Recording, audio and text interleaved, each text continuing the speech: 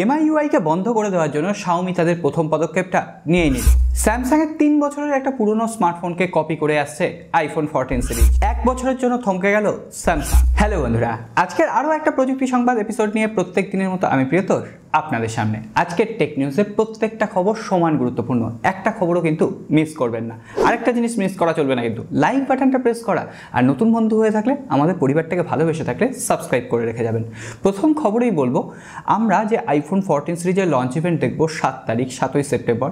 বলা হচ্ছে আইফোন 14 সিরিজে একটা নতুন ফিচার্স ইনক্লুড করা হবে, স্যাটেলাইট কানেক্টিভিটি ফিচার্স। অর্থাৎ আপনার ফোনে ইন্টারনেট না থাকুক, আপনার ফোনে সিম না থাকুক, তাহলেও আপনি সেটা থেকে কল বা ইন্টারনেট অ্যাক্সেস করতে পারবেন। এটা আইফোন 13 সিরিজ যখন লঞ্চ করেছিল তখনও এই গুজবটা এসেছিল, কিন্তু আদপে সেটা হয়নি। দেখা যাক আইফোন 14 সিরিজের কানেক্টিভিটি ফিচার্সটা আমরা পাই কিনা। কিন্তু আজকে এতগুলো কথা বললাম, বলা হচ্ছে অ্যান্ড্রয়েড 14 যে আপডেটটা আসবে সেখানে নাকি স্যাটেলাইট কানেক্টিভিটি ফিচার্স দেওয়া হবে অ্যাপেলের মতো। যদি অ্যাপেল আইফোন 14 সিরিজে সেটা দিয়ে দেয়, আর এটা আমরা অ্যান্ড্রয়েড 13 আপডেট পাবো। আমরা সবাই মোটামুটি অ্যান্ড্রয়েড 12 ইউজ করছি, অর্থাৎ এখনো 2 বছর লাগবে অ্যান্ড্রয়েডে স্যাটেলাইট কানেক্টিভিটি ফিচার্স আসছে। অ্যাপেলের প্রসঙ্গে যখন চলে এলাম, তাহলে আরও কয়েকটা আপডেট দিয়ে দিই। অ্যাপেলের আইফোন 14 সিরিজে আমরা এতদিন বিভিন্ন ধরনের ছবি দেখছিলাম, সেখানে ডুয়েল পাঞ্চল থাকবে। প্রথম পাঞ্চলটা একটু বড় পিল শেপ, আর একটা পাঞ্চল যেমন নর্মালি অ্যান্ড্রয়েড ফোনে হয়। কিন্তু গতকাল থেকে একটা ছবি ঘোরাঘুরি করছে ইন্টারনেটে, সেখানে দেখা যাচ্ছে একটাই পাঞ্চল থাকবে এবং এই পিল শেপ আর পাঞ্চল দুটোকে মিক্স করে দিয়ে সেখানে একটা বড় পাঞ্চল থাকবে, যেটা আমার একেবারেই দেখতে ভালো লাগছে না। আপনাদের কেমন লাগছে? এটা 3 বছর আগেকার স্যামসাংয়ের ফ্ল্যাগশিপ লেভেলের সিরিজ স্যামসাং গ্যালাক্সি S10 প্লাসের যে ডিসপ্লের পাঞ্চল ছিল সেই রকম দেখতে লাগছে। তো দেখা যাক যখন লঞ্চ হবে তখন বাদবাকিটা স্পষ্ট হবে। এছাড়াও আজকে একটা নতুন রিপোর্ট থেকে জানা যাচ্ছে আইফোন 14 সিরিজ প্রথমে চায়নাতে তৈরি হলেও পরবর্তীতে ভারতবর্ষে সেটা তৈরি হবে। কিন্তু বলা হচ্ছে আইফোন 15 সিরিজ যেটা আসবে সেটা প্রথম থেকে চাইনিজ মার্কেটেও প্রোডাকশন শুরু হবে, সঙ্গে সঙ্গে ভারতের মার্কেটেও ওই একই টাইমে প্রোডাকশন শুরু হবে। অর্থাৎ আইফোন 15 সিরিজের দাম কিন্তু একটু কম হওয়ার সম্ভাবনা রয়েছে। আমরা বেশিরভাগ ক্ষেত্রে দেখি ইউএসএর মার্কেটে যা দাম থাকছে, ইন্ডিয়ান মার্কেটের দামটা বেড়ে যায়। আইফোন 15 সিরিজের ক্ষেত্রে দেখা যেতে পারে ইউরোপের মার্কেট এবং ভারতবর্ষ বা বাংলাদেশের মার্কেটের দামটা বেশ কিছুটা সামঞ্জস্যপূর্ণ হতে পারে। আইফোনকে ক্যামেরার দিক থেকে হারিয়ে দিল শাওমি। না, এটা আমি বলছি না, এটা বলছে ডিএক্সওমার্ক। ডিএক্সওমার্কের একটা রিপোর্ট সামনে এসেছে, যেখান থেকে দেখা যাচ্ছে আইফোন 13 প্রো ম্যাক্সের স্কোর এসছে 137। অন্যদিকে শাওমি 12s আলট্রা, যেটা শাওমি ফ্ল্যাগশিপ লেভেলের ফোন কয়েকদিন আগে লঞ্চ করলো, তার যে স্কোর এসছে 138। অর্থাৎ 1 পয়েন্টের ব্যবধানে শাওমি জিতে গেছে। কিন্তু এর থেকেও ইন্টারেস্টিং ব্যাপার যেটা, শাওমি 11 আলট্রা ফোনটার কথা মনে আছে? হ্যাঁ, ডুয়েল ডিসপ্লে ছিল। ওই ফোনটা 3 নম্বরে রয়েছে, আর শাওমি 12s আলট্রা রয়েছে 4 নম্বরে। অর্থাৎ 1 বছর আগেকার ফোন এখনো পর্যন্ত ক্যামেরার দিক থেকে সেটার রেজাল্ট দিচ্ছে ডিএক্সওমার্কের মতো। যাই হোক, এবার রেডমির তরফ থেকে বেশ কিছু ইম্পর্টেন্ট আপডেট রয়েছে। প্রথমেই বলি 6ই সেপ্টেম্বর রেডমির একটা লঞ্চ ইভেন্ট রয়েছে, রেডমি 11 প্রাইম। এছাড়াও বলা হচ্ছে বাজেট ক্যাটাগরিতে রেডমি A1 ফোনটা 6 তারিখ লঞ্চ করা হবে। আগে বলা হয়েছিল যে দিওয়ালির আগে লঞ্চ হবে, কিন্তু রেডমি A1 ওই 6ই সেপ্টেম্বর ইন্ডিয়ান মার্কেটে লঞ্চ করা হচ্ছে। A1 ফোনটা কিন্তু একদম চিপ একটা ফোন হবে, যেটা মোটামুটি 7 বা 8 হাজার রুপিতে লঞ্চ হবে।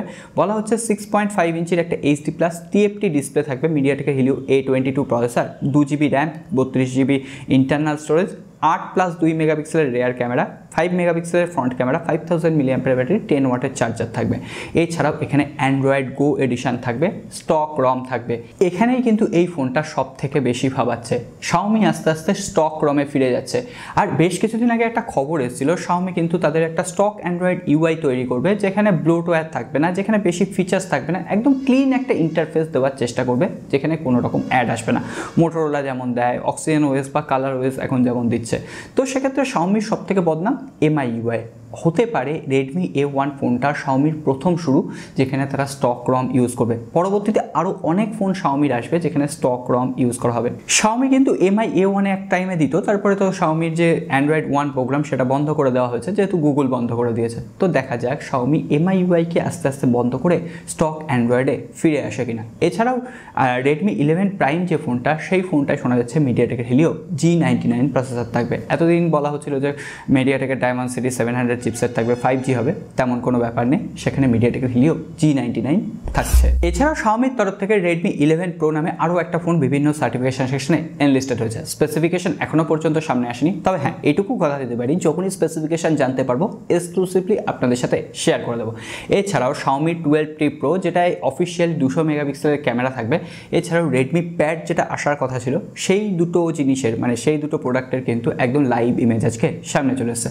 প্যাডটা দেখতে বেশ আকর্ষণীয় লাগছে, কোথাও গিয়ে অ্যাপেলের কপি মনে হচ্ছে, কিন্তু আদপে এটা একটা বাজেট ক্যাটাগরির ট্যাবলেট হতে চলেছে। দেখা যাক ইন্ডিয়ান মার্কেটে কবে আসে। আজকের টেক নিউজ পুরো রেডমিকে নিয়েই ছড়াছড়ি। আরও একটা রেডমির তরফ থেকে বা Xiaomiর তরফ থেকে আপডেট আছে। Redmi 10i ফোনটা যারা ইউজ করছেন সেই ফোনটা একটা নতুন আপডেট এসেছিল, তারপরে আবার সেই ক্যামেরার প্রবলেম ধরা পড়ছে। শুধুমাত্র পোকোর ফোনে নয়, রেডমির ফোনেও আমরা অনবরত ক্যামেরার প্রবলেম দেখতে পাচ্ছি। যদিও গ্রাহক বলেছেন যে তিনি সার্ভিস সেন্টার ভিজিট করেছিলেন, তাকে বলা হয়েছে যে এটা মাদারবোর্ডের প্রবলেম এবং মাদারবোর্ড ঠিক করার জন্য তার কাছে 14,000 রুপি ক্লেম করা হয়েছে। আজকের দিনে একটা নতুন ফোন হয়ে যাবে বস, সো আপডেট করার আগে সাবধান। এরপর তাহলে রিয়েলমির তরফ থেকে একটা ছোট্ট খবর হয়ে যায়। রিয়েলমি UI 4.0 আপডেট কিন্তু বেটা পর্যায়ে খুব তাড়াতাড়ি রোল আউট করা হবে। এমনকি প্রথম যে ফোনটায় রোল আউট করা হবে সেটা হচ্ছে রিয়েলমি GT2 মাস্টার এডিশন। যদিও ইন্ডিয়ান মার্কেটে এই ফোনটা লঞ্চ হয়নি, প্রথমে চায়নাতে রোল আউট হবে। চায়নাতে রোল আউট হলে মোটামুটি কী কী ফিচার্স আসছে সেটা সম্পর্কে আমরা একটা ধারণা করতে পারি। চার্জার সরিয়ে নেওয়াটা এখন মোবাইল কোম্পানির একটা ট্রেন্ড হয়ে গেছে। অ্যাপেল সরিয়েছে, স্যামসাং সরিয়েছে, রিয়েলমির মতো কোম্পানি সরিয়েছে, Xiaomi সরিয়েছে, তাহলে ওপোই বা বাদ যায় কেন? এখন শোনা যাচ্ছে ওপো তার বিশেষ কিছু ভ্যারিয়েন্টে বক্সে আর কোনো রকম চার্জার দেবে না। তবে মোটামুটি এটাও খবর রয়েছে বাজেট ক্যাটাগরিতে যে সমস্ত ওপো স্মার্টফোনগুলো লঞ্চ করবে সেগুলোর বক্সে অন্তত এই বছরের জন্য ওপো চার্জার ইনক্লুড করবে। তবে চার্জার সরিয়ে নেওয়ার ব্যাপারটা কখনোই সমর্থনযোগ্য নয়। এক বছরের জন্য পিছিয়ে গেল স্যামসাংয়ের পরবর্তী বছরের যে ফ্ল্যাগশিপ লেভেলের ফোনটা হবে স্যামসাং গ্যালাক্সি S23 আলট্রা। বলা হচ্ছে স্যামসাং গ্যালাক্সি S22 আলট্রা অর্থাৎ এই বছরের যেটা স্যামসাংয়ের ফ্ল্যাগশিপ লেভেলের ফোন সেই ফোনটার থেকে S23 আলট্রা খুব একটা আপগ্রেডেশন নিয়ে আসবে না। কয়েকটা জায়গায় চেঞ্জ থাকবে, যেমন হায়ার টাচ স্যাম্পলিং রেট থাকবে, স্মুথার ক্যামেরা ট্রানজিশন থাকবে, বেটার র্যাম ম্যানেজমেন্ট থাকবে, এছাড়াও ফাস্টার ওয়্যারলেস এবং রিভার্স ওয়্যারলেস চার্জিং থাকবে। প্রত্যেকটা জিনিসই কিন্তু অকাজের, কোনোটাই কিন্তু ফিচার্স কাজের নয়। এছাড়াও বলা হচ্ছে Samsung Galaxy S23 ultra curve নয়, একদম ফ্ল্যাট ডিসপ্লের সঙ্গে আসতে পারে, এটাও একটা খবর রয়েছে, যদিও এটা এখনও কনফার্ম নয়। তবে হ্যাঁ, যারা স্যামসাং গ্যালাক্সি S22 আলট্রা কিনে নিয়েছেন তাদের আর S23 আলট্রার দিকে ঘুরে দেখাতে হবে না। মোটামুটি এক বছরের জন্য থমকে গেল ফ্ল্যাগশিপের জায়গায় স্যামসাং। সবশেষে একটা আতঙ্কের খবর দিয়ে আজকের টেক নিউজ পর্ব শেষ করব। বেশি পরিমাণে ল্যাপটপ আর স্মার্টফোন ইউজ করছেন তাহলে আপনার কপালে দুঃখ আছে। একটা নতুন রিপোর্টে উঠে এসেছে মানুষ যত বেশি স্মার্টফোন ইউজ করছে বা ল্যাপটপ ইউজ করছে মানুষের বার্ধক্যতা বেড়ে যাচ্ছে। না, এটা তো এমন নয় যে আপনার 30 বছর বয়স টেনে নিয়ে গিয়ে 50 বছর করে দেওয়া হলো, তার মনের বার্ধক্যটা বেড়ে যাচ্ছে, এমনকি চুল তাড়াতাড়ি পেকে যাচ্ছে, মানে বয়সের ছাপ পড়ে যাচ্ছে তার শরীরে। সো যত পারবেন একটু কম ইউজ করুন। হ্যাঁ, ইউজ তো আমাদের করতেই হবে, বেশি পরিমাণে ইউজ করতে হবে, কারণ অফিসেও আজকাল আমাদের ল্যাপটপ বা ডেস্কটপ লাগে। তো সেক্ষেত্রে অকারণে ইউজ না করাই ভালো। আর আরেকটা জিনিস আপনি ইউজ করতে পারেন, আমাদের পরিবারটাকে ইউজ করুন, লাইক বাটন, সাবস্ক্রাইব বাটন এগুলো প্রেস করে দিন, তাহলে দেখবেন এই ধরনের আপডেট সবার আগে আপনার কাছে পৌঁছে যাবে। সকলে নিজের খেয়াল রাখবেন, ভালো থাকবেন, দেখা হবে আগামী পর্বে।